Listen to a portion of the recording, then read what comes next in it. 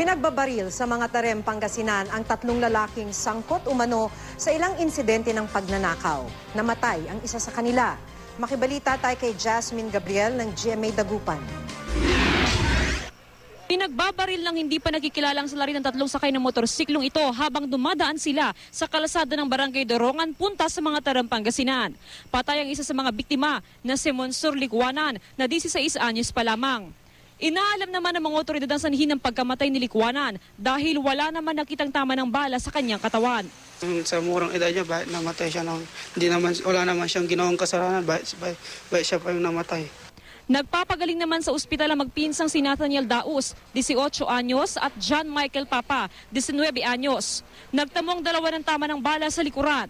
Dumalo raw sa isang lamay ang mga biktima bago mangyari ang krimen. Bigla na lang huminto yung sasakyan na motora. Pinagbabaril kami bigla. Tapos, nung tumakbo na ako, hinabol pa ako. Nung hindi na makita, bumalik. Nakasombrero at bonnet ang gunman kaya hindi siya nakilala ng mga nasugatang biktima. Ang suspect natin is isang tao na nakaride sa motorcycle na Black TMX. Yun pa lang, initially, mag-isa lang talaga niya.